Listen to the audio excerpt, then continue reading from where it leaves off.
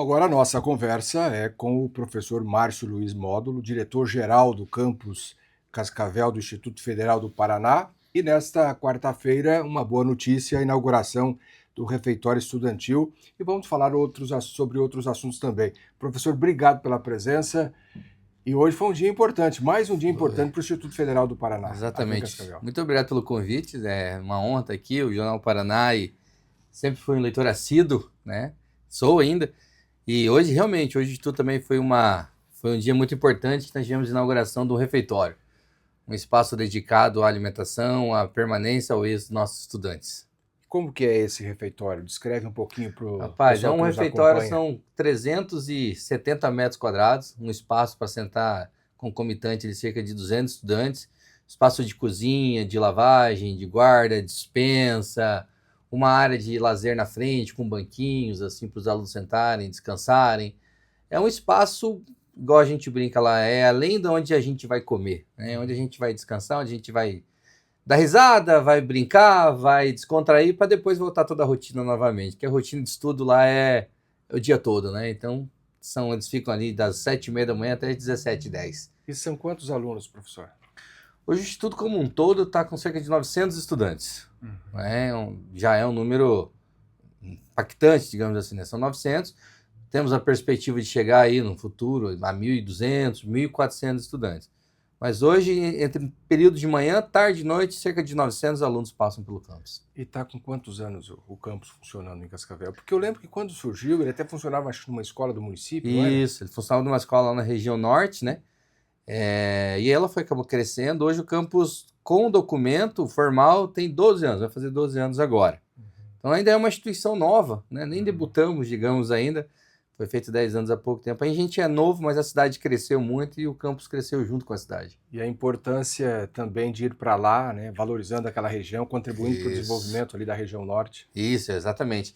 Nessa época, eu lembro do professor Luiz, né, o diretor-geral, o ex-diretor-geral, ele falava a briga que foi para levar o Instituto para a região norte. Porque é um investimento público considerável. Então, assim, queria-se ele em outros bairros da cidade, na época os vereadores, e junto à SIC Norte, também naquela foi um parceiro muito forte.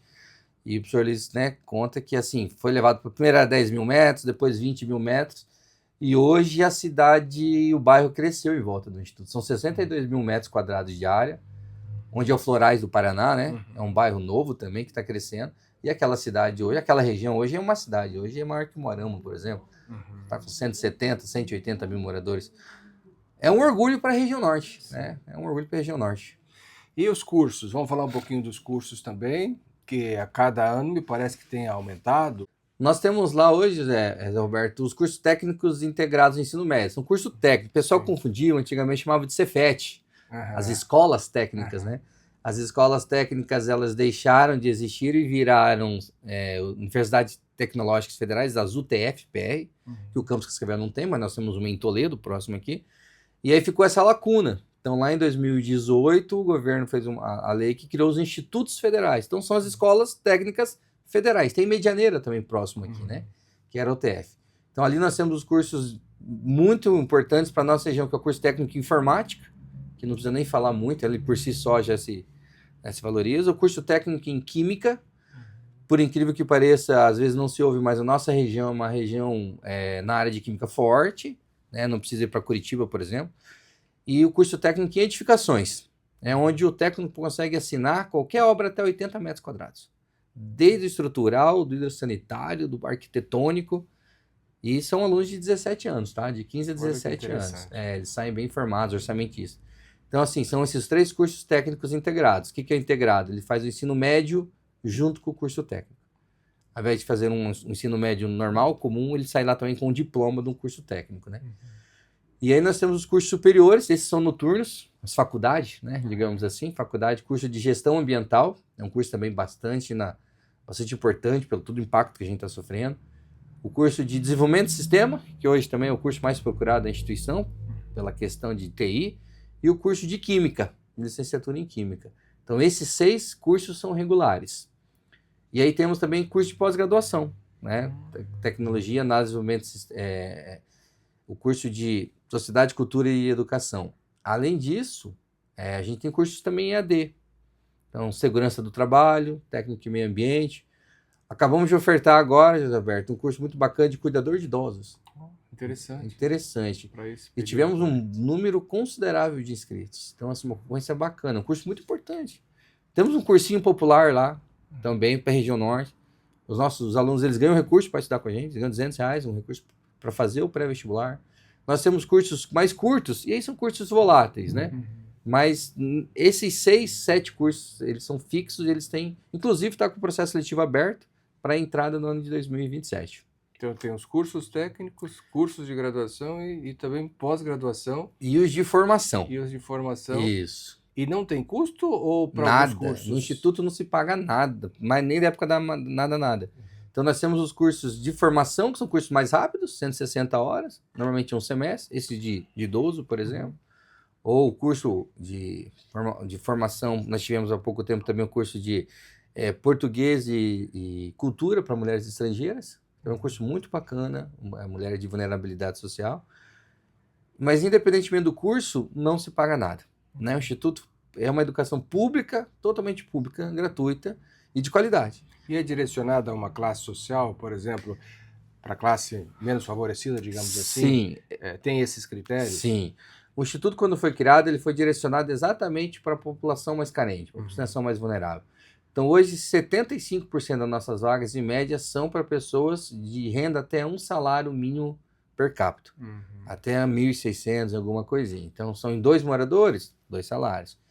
E escolas públicas. Então, nós temos 25% do nossa carga horária, do nosso público, que aí é para ampla concorrência. Mas a ampla maioria, é destinado para aquelas pessoas de uma vulnerabilidade social, de um certo condição vulnerável socialmente falando. Então, o Instituto foi criado para isso. Agora, é impressionante, professor, e eu pude já constatar isso, inclusive com empresários, né?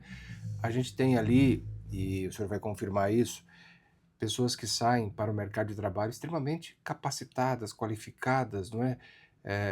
Como que isso é possível? Eu tenho ouvido empresários demonstrando uma grande satisfação de acolher pessoas para os seus postos de trabalho provenientes dali e com resultados satisfatórios. A gente felizmente, né?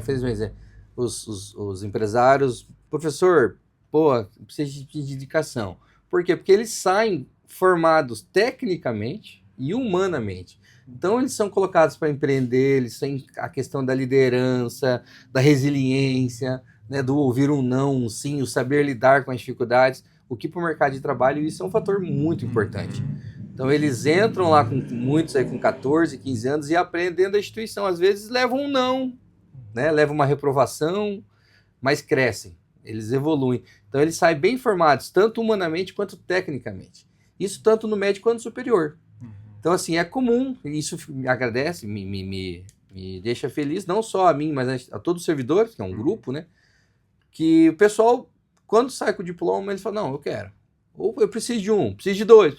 Até essa semana, uma empresa bem grande aqui, sabe, professor, o que você me ajudei? Aí quando chega lá, eu falo, que bom, cara. Por quê? Porque entra um, faz o nome, ele vai o outro, ele vai o outro.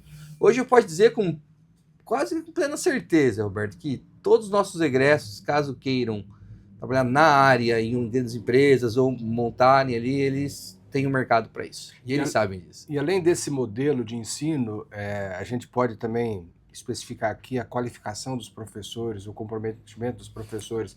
São professores altamente qualificados. Isso é um fator, né? É um fator muito importante. Hoje nós temos 50...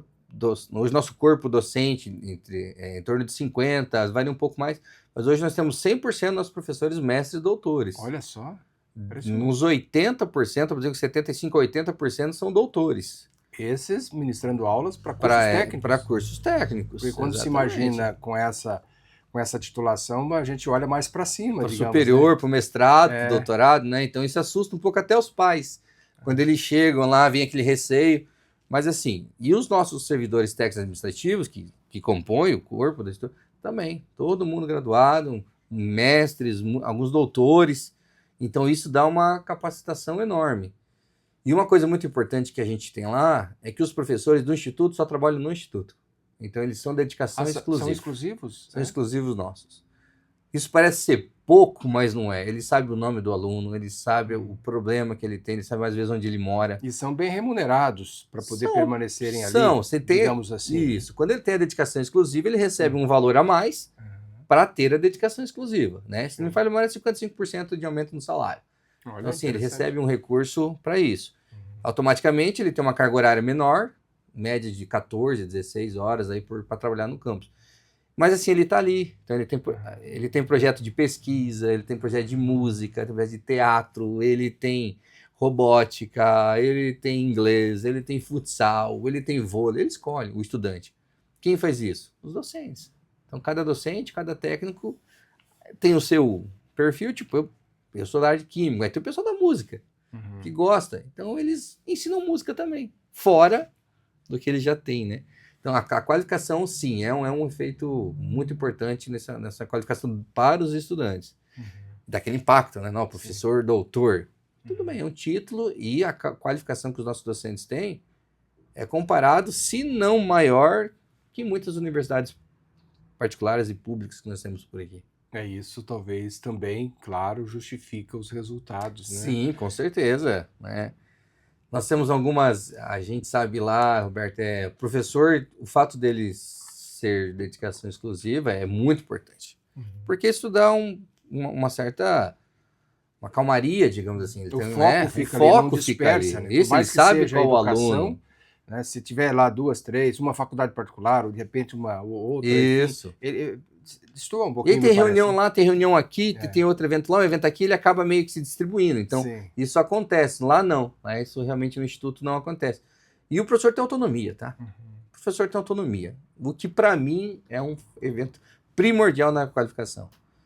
A qualificação é extremamente importante, mas a autonomia e a responsabilidade do professor de ele agilizar a sua avaliação, ele montar a sua avaliação, ele escolher a data da avaliação, da recuperação, né? Se é uma avaliação escrita, se é uma avaliação prática, se é um laboratório, se é um seminário. Cada um tem o seu. Cada professor é o seu, cada turma é a sua. Então, eles conseguem fazer isso. Isso é um diferencial muito importante. E até a título de curiosidade também, de repente alguém que nos acompanha tem essa dúvida, é um concurso, esses professores eles passam por um critério também para entrar, né? E não são só de Cascavel da região, não, tem de fora, de outros lugares do Brasil? Todos os servidores do campus efetivo é concurso público. Né? Nós tivemos um ano passado, 2 anos atrás, mas cada 2 anos tem um concurso público. Né? É muito possível que a gente tenha um agora no final do ano, agora por causa da defesa eleitoral muda bastante, mas deve ter um ano que vem ali. E é tudo concurso público, e concurso público é Brasilzão, né? Cascavel é uma cidade muito vista, né? Então a gente tem institutos em quase 700 cidades no Brasil, mas Cascavel é uma cidade muito vista, né? Que atrai muita gente. Então a gente acaba não fazendo tanto concurso porque o pessoal vem removido. Pela legislação a gente tem que abrir uma vaga. Se ninguém vier para Cascavel, a gente chama do concurso. Mas o que acontece é que Cascavel tem muita concorrência. Então isso é bom, porque o cara que quer vir para Cascavel, ele quer ficar aqui, ele vai se aposentar aqui.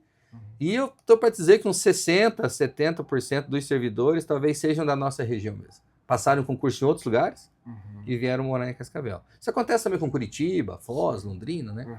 Mas é tudo concurso público, tudo efetivado também. 40 horas de questão exclusiva. E o orçamento do campus aqui de Cascavel, ele tem aumentado? Eu lembro que no passado se falou, inclusive naquele período de pandemia, claro que a pandemia judiou de muita gente, não é? Mas o orçamento, ele é compatível? Teria que ser um pouco melhor, maior? Vamos lá, às vezes, isso foi uma pergunta que hoje, inclusive aqui em Cascavel, estava o secretário do MEC, digamos assim, né? Lá de Brasília, 02, digamos assim, do Ministério da Educação e Cultura, né? Que é o nosso secretário, o Braganholi. E orçamento sempre é um problema, né?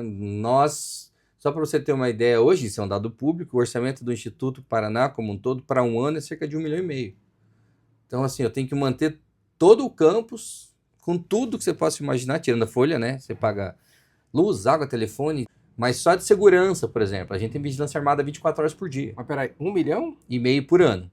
Só? É. Mas é muito pouco. Exatamente, por isso que eu estou falando. O que nós entregamos, pro que nós recebemos, é uma balança extremamente favorável. A gente gastou de 30 mil por mês, 35 só para a empresa de segurança. E aí tem a limpeza, tem alimentação, que os alunos recebem comida, recebem pinais, recebem um lanche. Hoje foi o primeiro dia que teve almoço. Foi muito Com a inauguração interessante. do Com a inauguração do refeitório. Aí teve almoço. E Aí antes teve não tinha almoço. refeitório, nenhum improvisado, nada? Eles recebiam lanches, recebiam um dia ou outro macarrão, mas agora com o refeitório eles vão receber comida, né? Mais um pouco mais farto. Eles recebiam lanche, mas nada comparado a uma alimentação no almoço ali, né? E como é uma classe, um pessoal de renda um pouco menor, isso faz uma diferença gritante para eles. E a idade desses alunos? Essa molecada, vou chutar aí, durante o dia, 16 anos de médio. Eles entram com 15, 14, 15 e se formam ali com 17. São 3 anos, né, ensino médio. Então a média ali de 15. Mas o Instituto é a única instituição no Brasil que recebe aluno de 13, que é o Partiu IF, que é um curso preparatório para entrar no Instituto, até o doutorado. Então assim, você pega aluno de 13 até 60, 70 anos. Não tem uma... Isso também é uma coisa interessante. Porque a pessoa lá está com 50, 55, quer fazer um curso técnico, isso, ele se enquadra nesses critérios, né? Isso, cuidador de idoso, por exemplo, né? Uma pessoa, é um outro perfil, um povo mais maduro, digamos assim, e eles vão estar cruzando no mesmo ambiente escolar, com os mesmos professores, com os mesmos laboratórios, um moleque de 15. E aí é uma energia diferente, uma vibe diferente, né? Então, assim, tem dos 14 até os 60, mas a média nossa ali dos estudantes de ensino médio são 16 anos. E nós tivemos, então, a inauguração desse refeitório estudantil. Para esse segundo semestre, que está todo aí praticamente, alguma novidade, algo que vai ser encaminhado também? Com o Defeso agora, a defesa eleitoral nos impede contratações, qualquer coisa a partir do dia 4 de julho. Então a gente participou, uma coisa muito boa, nós participamos de um edital ano passado, junto a Itaipu, fomos agraciados aí com mais de R$1 milhão em equipamentos para laboratórios de pesquisa de ponta. Nós estamos falando de pesquisa de ponta, Roberto. É pesquisa de produção, onde as empresas podem chegar até o campus. Logo, vamos dar exemplo desse microfone. Do que é feito esse microfone? Qual ele está certo dentro da legalidade, das legislações. Então, o campus também faz isso, né? Então, a gente vai poder agora ampliar isso, inclusive consultas a fazer isso para empresas fora, né? O Instituto ser um prestador de serviço. Então, assim, deve estar chegando aí também no final do ano. Fomos agraciados com quase 250 placas solares, para também diminuir o custo, né? Porque hoje a energia solar é o nosso segundo maior gasto, em torno aí de 200 mil por ano, 160 mil reais por ano. Então essa também, assim, a gente foi até ano passado a Brasília, esse ano vamos começar uma nova obra agora, através de uma emenda do senador Flávio Arnes, até agradecer aqui, através do intermédio do Wilson Basso, ele que nos ajudou nesse processo, para construir mais um bloco, mais um laboratório de informática, mais uma sala de atendimento às pessoas com necessidades especiais, que é um público que nós atendemos bastante também. Então é uma sala especial para esses alunos, atendimento especializado. O que hoje já tem no estado, nós estamos um pouco atrás, então a gente está correndo aí, junto com o refeitório. E o Instituto Federal veio para ficar com aquela adaptação, né? Quando o senhor falava sobre o Cefet. E tem ampliado no Brasil? Hoje estava aí o representante do MEC. Graças a Deus, cara. Porque eu falo com toda alegria, o Instituto é uma política pública que deu certo. E não é uma coisa entre um governo X e o governo W, é uma lei. Então, independentemente de quem entra ou sai, tem que ser cumprido. Hoje o Instituto foi criado lá em 2008, né, 2008, e a perspectiva que agora com o governo atual, o presidente Lula, é que nós chegamos a 750 unidades no Brasil inteiro.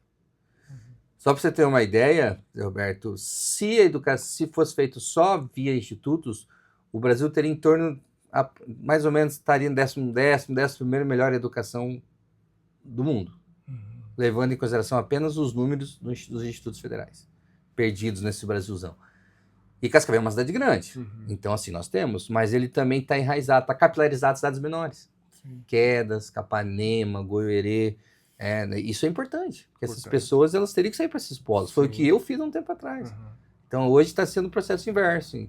Essa capilaridade em cidades menores permite que isso aconteça. Então assim, é uma política, sempre ficamos muito bem no Enem, né? Esse ano ficamos primeiro ano nas escolas públicas de Cascavel, ficamos 6º no ranking geral. Então assim, entre as 3 melhores instituições públicas de ensino do interior do Paraná, é algo que é um número Fantástico. Fantástico. Então, assim, às vezes as pessoas... é uma instituição pública federal, eu não vou colocar lá. Não é. Nós temos uma educação que prima pela excelência da qualidade. Só que aí se cobra. Então, assim, tem retenção também, tem reprovação. O aluno, ele tem que virar. Aí o pai, uma proximidade com os pais. Uma reunião, por exemplo, Zé Roberto, de 40 pais, 34 irem. Isso é algo muito raro. Hoje os pais têm uma certa... vai para a escola, mas nesse sentido, um instituto muito próximo à comunidade. Então, a comunidade abraçou a causa. E para cidades menores, o instituto também tem esse peso muito, muito importante. Então, a perspectiva é que a gente chegue aí a 10% dos municípios no Brasil. Mais ou menos em torno de 700 campi. O Brasil forma em torno de 7% de técnicos. 8%. Técnicos. Técnica em informática, técnica em indicações, técnica em mecânica, eletrotécnica, técnica agropecuária, que antigamente os colégios, né? Isso não é nada. Países evoluídos são 70%. Olha só, tem muito espaço para crescer. Tem muito espaço para crescer. Lógico que não são só os institutos, a gente tem outros cursos técnicos, o Estado agora também está vindo com os cursos técnicos, tem a Rede S, que também produz os cursos técnicos, mas a gente deveria produzir pelo menos 40, 35. Há ainda aquele pensamento, eu preciso fazer curso superior. Sim, é importante fazer curso superior, mas os cursos técnicos são muito importantes. Hoje o mercado carece absurdamente de gente qualificada na área técnica. Então, França, Alemanha, você tem aí com 60%, 70% de curso técnico. E já imaginou fazendo o curso técnico e depois indo para o superior para complementar na mesma área e voar? Vai longe. Vai longe, é o que a gente chama na instituição de verticalização. É o ideal, né? É o sonho, é a perfeição. Então, você faz o curso técnico, começa a trabalhar, ou não, é uma especificidade, e aí vai para outra área. Então, o que a gente tem de aluno que faz edificações e segue para civil, ou aluno que faz informática e vai fazer análise de sistema, química que vai fazer farmácia, mas também tem aluno que fez química que quer fazer pedagogia, quer fazer medicina. Aí é um critério da família, uma decisão muito pessoal. Mas a gente tem bastante verticalização, sim. Isso ajuda muito. E com essas informações, e o próprio boca a boca que acontece ali, a relação das informações desses dados positivos, isso pode aumentar a procura e tem aumentado. É um concurso, é um vestibular? Como que faz para entrar?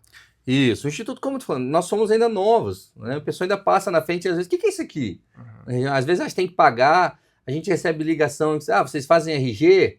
Né? Tipo coisas assim, a gente acaba colocando um pouco mais na mídia, investindo um pouco nessa divulgação, mas é o boca a boca, é o egresso que saiu, que viu que gostou, que a mãe, que o pai, que vai lá. Então hoje, para o campus Cascavel, Roberto, a gente não, para o ensino médio, a gente tem procura, né? Assim, mas é nas escolas, correr atrás, na mídia fazer divulgação do processo seletivo.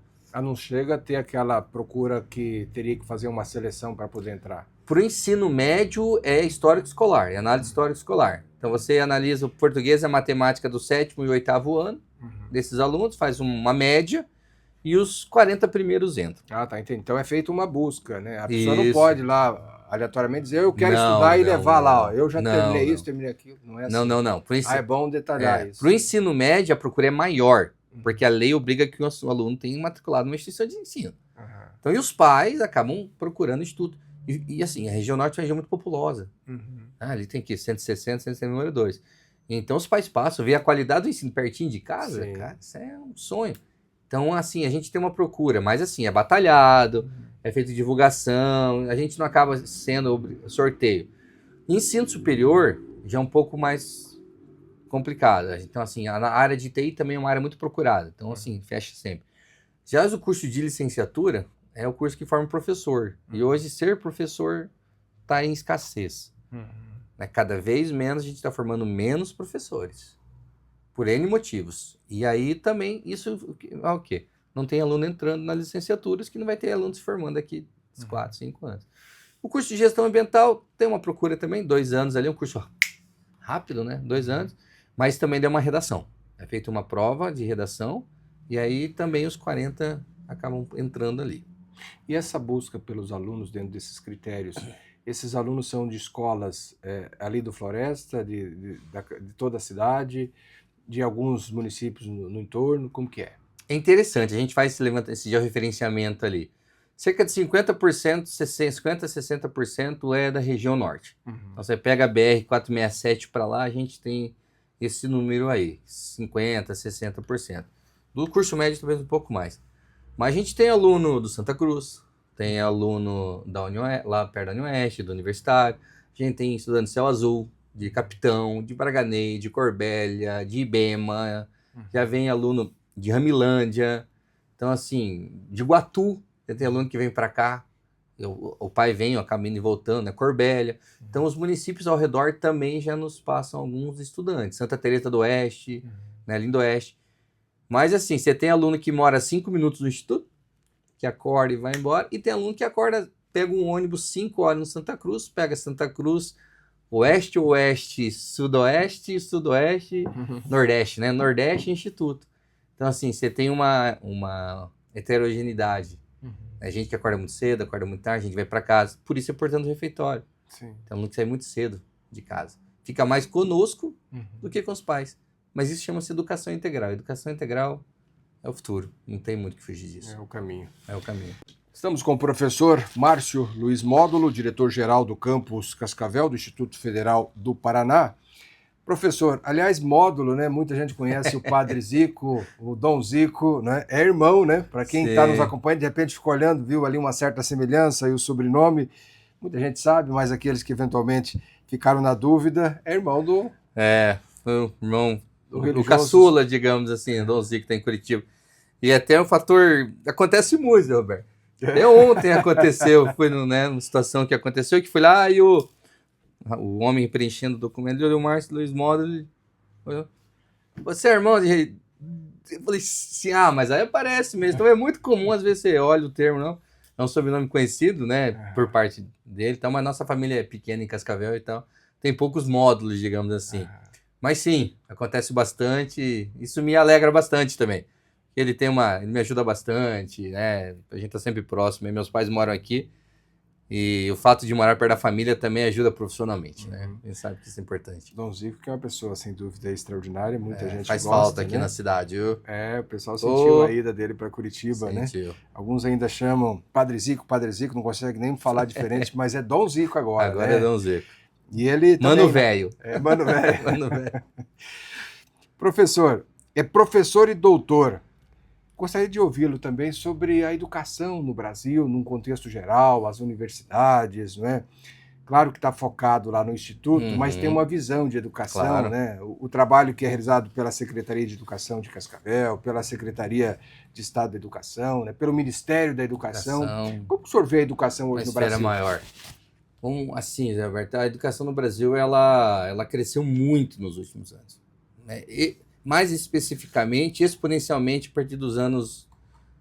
No final do ano do governo FHC, né? O FHC viu um represamento da expansão das universidades, aquele negócio que a universidade era uma elite, né? A universidade era elite, é só elite intelectual, elite econômica, e com mudança dos governos, né? Tanto o anterior e esse, assim, as cotas entraram, as ações afirmativas, e a universidade, ela abriu.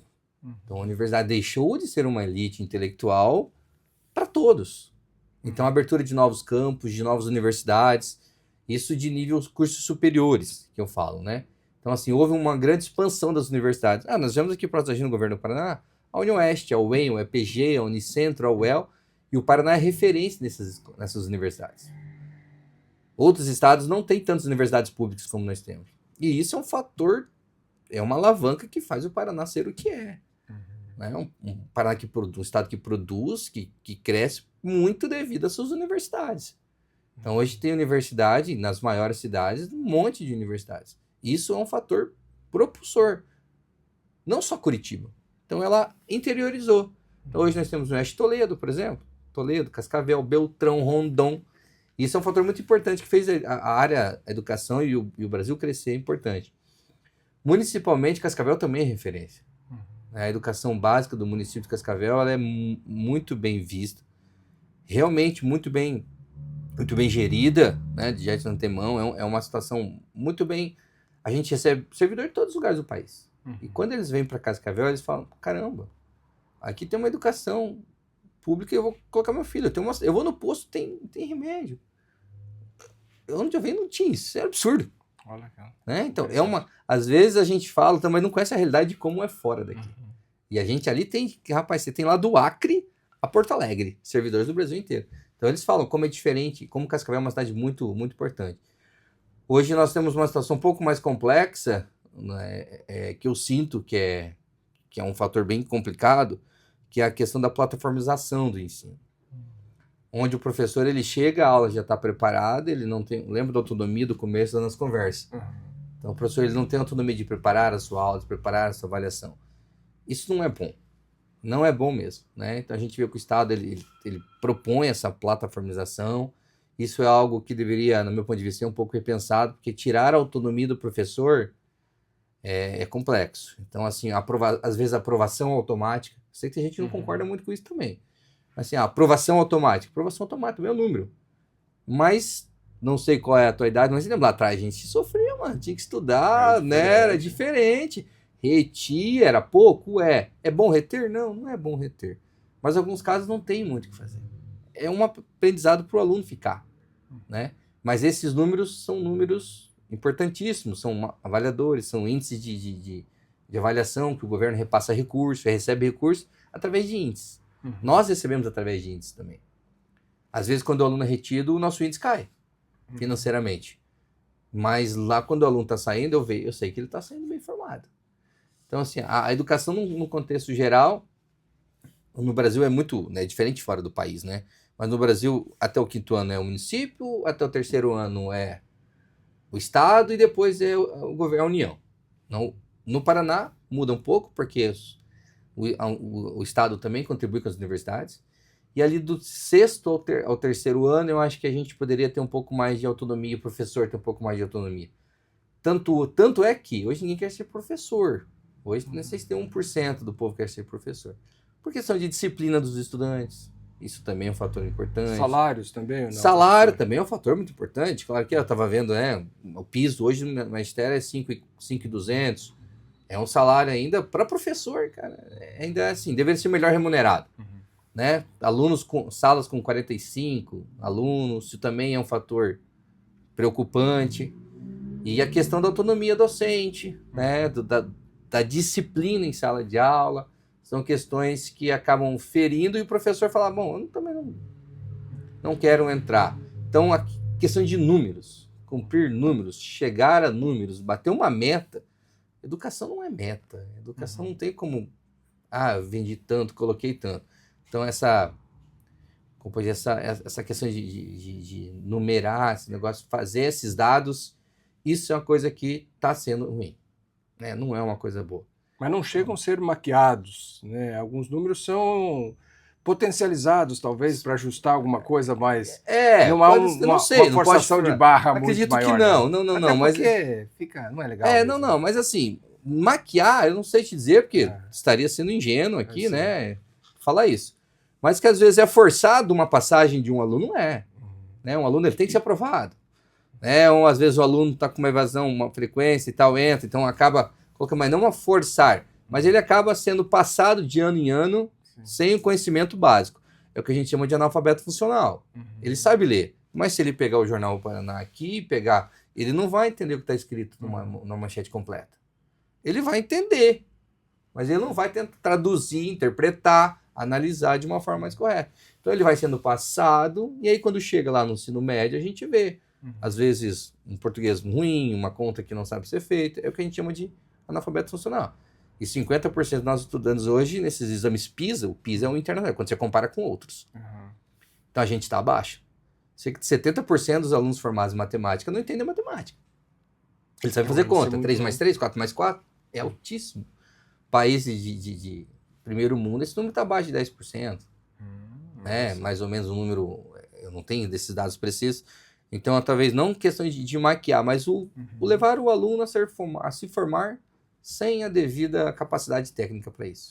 E a inteligência artificial nesse processo todo, professor, com a tecnologia?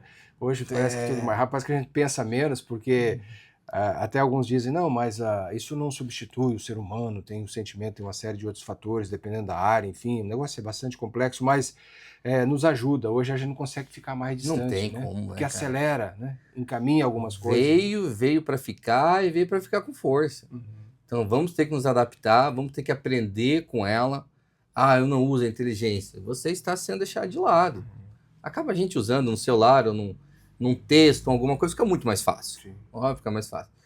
Mas aquela questão do conhecimento, da crítica, do saber trabalhar, escrever, do pensar, do gerir uma frase, uma redação, aquele raciocínio lógico, matemático, de um troco, de uma passagem, de uma regra de 3, de uma porcentagem, a IA não vai te dar. Isso é teu. Isso prende onde? No banco nas escolas. Então as famílias também hoje acabam...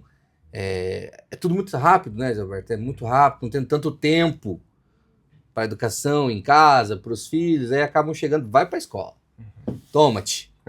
E aí a gente se recebe. Então, assim, às vezes, vem cá, teu filho tá assim, assim, assim, então, o que eu posso fazer? Você pode cobrar, ajudar.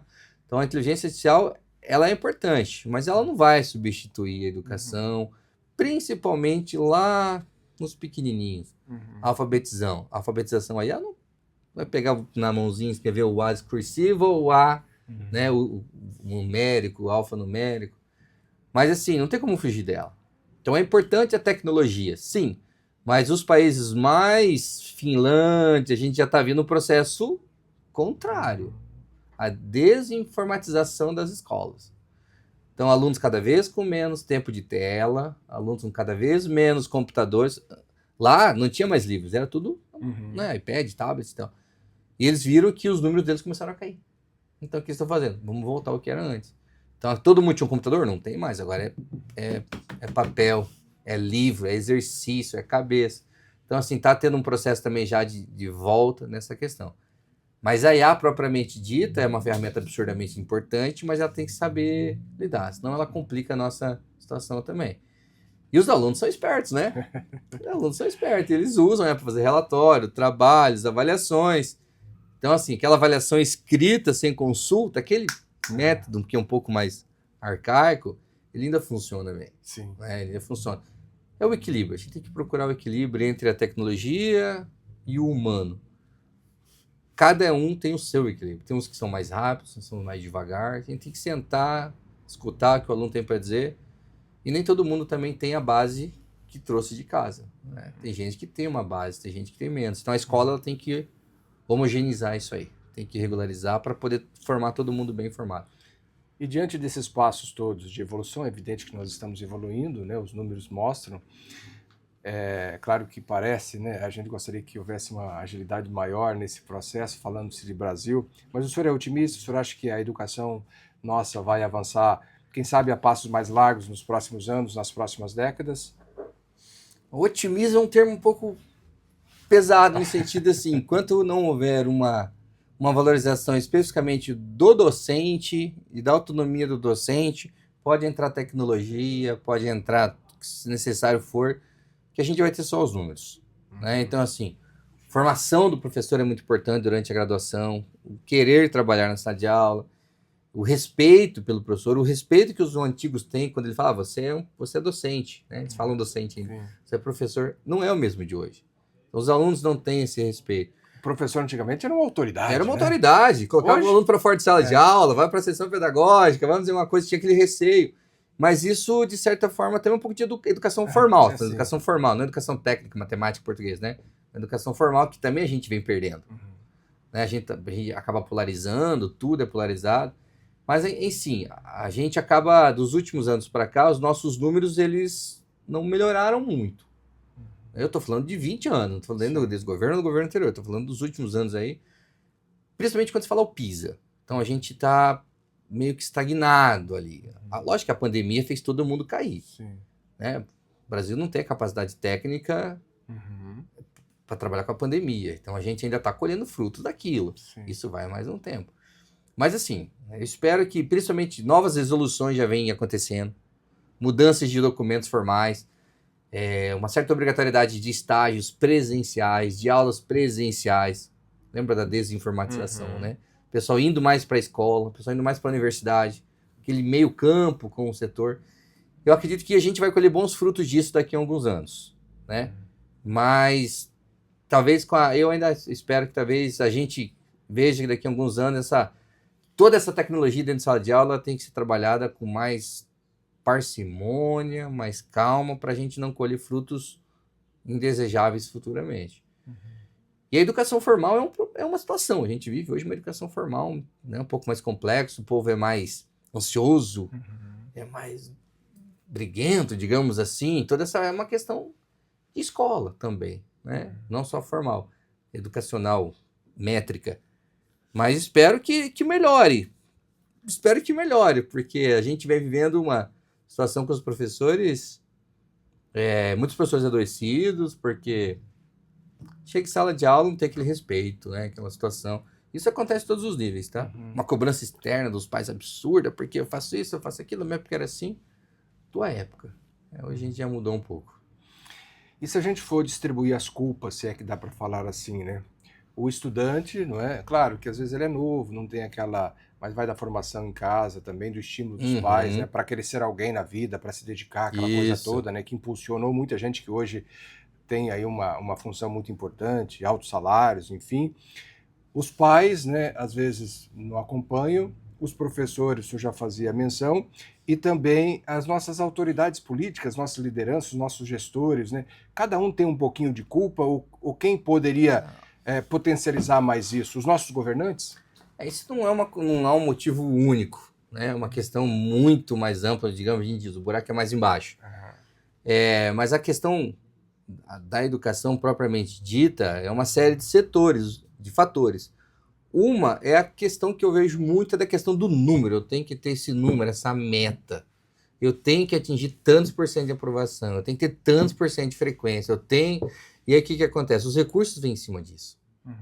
Então o diretor, o gestor, ele acaba... Mas se muda esse critério, aí não tem um avanço, né? Quer dizer, se mantém esses critérios, mas não potencializa, não empurra para avançar, eu não sei, quem faz isso pode pensar que seria pior se fosse diferente. Se bem que não resolve. Não. O fato só de você procurar números para querer dizer que você está crescendo, às vezes eu acho isso é um Ou tentar fator. motivar quem foi empurrado para ele depois pegar o embalo e se a gente não empurrasse, ele não teria ido. Então foi bom empurrar. A escola, estou falando agora de ensino médio técnico, né? A escola como um todo, a educação como um todo, não é um depósito. Você não chega lá e deixa teu filho e tu que te vira. Não funciona, não era assim. Então, assim, é uma proximidade de família escola. Precisa dessa relação família, comunidade, uma interação mais perto, uma situação mais próxima. Hoje os alunos sabem muito, eles têm muita facilidade em conhecimento. Eles têm conhecimento em qualquer lugar, né? Um conhecimento não formal, digamos assim. E às vezes o problema está na gestão desse conhecimento. Isso, exatamente. Né? Administrar esse Ele vê um youtuber ganhando milhões sem ter feito esforço, pouco esforço, não vou generalizar, mas assim, sem ter a formação, tem uma coisa, ele quer ser também. Sim. Então ele fala, para que estudar? Ele perde a motivação. Porque ele perde a motivação, eu não vou estudar, porque o cara está ganhando milhões, ou, enfim, outro setor. Então, assim, esse caso desmotiva o professor está ali. Aí o cara pergunta, por que eu vou usar isso na vida? Eu quero ser jogador de futebol, eu quero ser alguém. E aí em casa não tem uma cobrança. Às vezes nós somos cobrados de uma forma, mas tipo, eu não tive algo, mas eu quero que meu filho tenha. Então ele vai ter. Vai, faz. E às vezes nós mesmos erramos numa educação formal. A escola educa, mas quem educa é em casa. A escola ela é formal, ela é competência, habilidade técnica. A matemática, a geografia, são os conhecimentos mínimos para a pessoa evoluir ali. Mas o resultado vai aparecer lá na frente, vai no mercado de trabalho, não vai ter aquela entrega que deveria ter. A desistência muito fácil, né? A resiliência, levei ou não, tudo bem, vou procurar outro. Então a gente se reflete no mercado de trabalho hoje, né? E a tendência futuramente é um pouco nesse sentido também. Então um culpado, assim, lógico, o governo também, algumas resoluções que ele propõe alguns cursos, o EAD chegando com a pandemia. O EAD é uma ferramenta importante, se bem utilizada. Mas você tirar ela 100% com a IA hoje, né, Roberto? O cara faz um curso de 100 horas em 40 minutos. Ele faz um prompt da IA e ela faz para ele. né? Então, hoje que a gente vai ter que voltar um pouquinho para o passado aqui para poder crescer um pouquinho mais. E é o que está acontecendo lá fora. Então, lá fora está voltando um pouquinho para poder evoluir. Um culpado só não tem. É uma série, são gerações diferentes, né? Gerações evoluídas tecnicamente.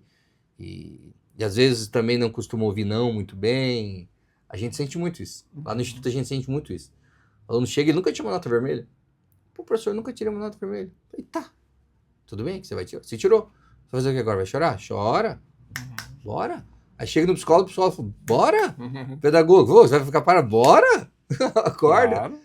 E eles apanham, choram, desistem, um ou outro acaba desistindo, mas daí passa, eles conseguem. Assim. No segundo bimestre, o que tinha 4 notas vermelhas, tem 2. Aí chega no último ano, passa de tudo. Mas por quê? Porque começou a estudar. Mas aquele que chora é porque ele ainda sentiu essa dor. Né? Agora, pior é aquele que tira a nota lá embaixo, acha que é normal, normaliza. Tem aí também, pode abandonar, óbvio, né? quase. Né? Tem também. Aí fica 1, 2, 3 anos com essa normalização. Isso é todo um ciclo familiar também. Né? A gente sente que o ciclo familiar educacional, de questões financeiras, essa não é só pobre no sentido financeiro, é pobre no sentido cultural, pobre de esperança, pobre de futuro. Então a educação vem para quebrar isso. A única forma hoje que tem para quebrar de forma digna é através da evolução da ciência, dos estudos. Então realmente acontece. Você tem aquele aluno que levou a pancada, ele chora, a mãe vem, ajuda, não, mas ele vai estudar. Posso ver o próximo mês? Ele vai. E tem também aquele... Então, assim, é todo um processo muito complexo, que acho que município, estado e união tem que sentar um pouco mais junto para poder repassar recursos, valorização de carreira de professor, piso salarial. Então, essas coisas é bastante importante mesmo. Se não a gente não for um professor, a gente vai estar sofrendo, a gente já está sofrendo, tá? Em 10, 12 anos, o apagão docente vai ser grande. O professor está se aposentando e ninguém está entrando, né? Essa análise aí é preocupante. É pesada, mas é a realidade. O pessoal que está procurando, procura lá, apagão docente. Você vai ver que os números são alarmantes. Principalmente química, física, matemática. Mas vamos torcer para que as coisas mudem e que o caminho seja, de fato, para frente com a velocidade maior também. Mais rápido, né? Mais rápido. Professor, muito obrigado pela entrevista. Vamos deixar aqui uma edição do jornal O Paraná, que completou recentemente 50 anos. Eu sei que o senhor gosta de ler. Professor, doutor. Sim. Essa edição é do dia 16 de maio de 1976, um dia depois da inauguração da fundação do jornal Paraná, o Jornal de Fato, que acompanhou o desenvolvimento da região oeste ao longo dessas 5 décadas, com campanhas, com não só o relato, mas também empunhando bandeiras, defendendo a própria Unioeste, né? Sim, foi na época, né, festival. Que passou a ser Unioeste, então encampou essa luta também o Jornal Paraná e muitas outras contribuindo para o desenvolvimento da região oeste. Professor, muito obrigado mais uma vez e parabéns pelo trabalho, porque o Instituto Federal do Paraná, os números eles têm sido muito positivos, né? E talvez isso pode servir de exemplos também para outras instituições de ensino. Zé Alberto, eu agradeço, eu gosto mesmo de ler, pegar o jornal, assim, então assim, é uma coisa que pode ter certeza que eu vou lê-lo de ponta a ponta. Às vezes eu leio pro pequeno, né, fica lá, pô, pai, você tá... Mas é um costume também, você vai passando, né, pros demais ali. A gente fala em números, mas eu sempre brinco que a educação não é medida unicamente em números. Os números são importantes. Sim. Mas a qualidade da educação é medida como a educação transformou aquela pessoa, como a educação transforma a sociedade.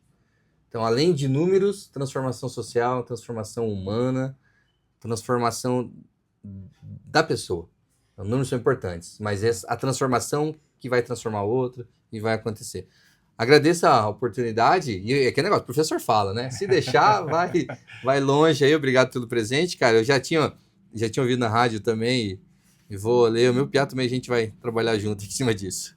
Professor Obrigado. Márcio, conversando conosco, Márcio Luiz Módulo, diretor-geral do campus Cascavel, do Instituto Federal do Paraná. Falamos sobre vários assuntos e, sobretudo, em relação ao Instituto, que tem apresentado números bastante satisfatórios. Os resultados têm sido muito bons e a gente precisa registrar isso, valorizar aquilo que é bom, aquilo que tem acontecido também de maneira positiva aqui em Cascavel, no Paraná, enfim, no Brasil. Você pode nos seguir pelas redes sociais, no Instagram, no Facebook, Nos acompanhe também no canal no YouTube. Você pode, inclusive, inscrever-se. Não é ainda inscrito no canal do YouTube? Inscreva-se, nos acompanhe as entrevistas na íntegra. Tem o Jornal Impresso, que segue ainda, professor. O Jornal Impresso, para aqueles que querem fazer assinatura, querem acompanhar o Jornal Impresso, querem receber em casa. E tem o Jornal Online, né? A gente falava sobre aquelas pessoas mais novas. É só digitar o paraná.com.br. Até o nosso próximo encontro.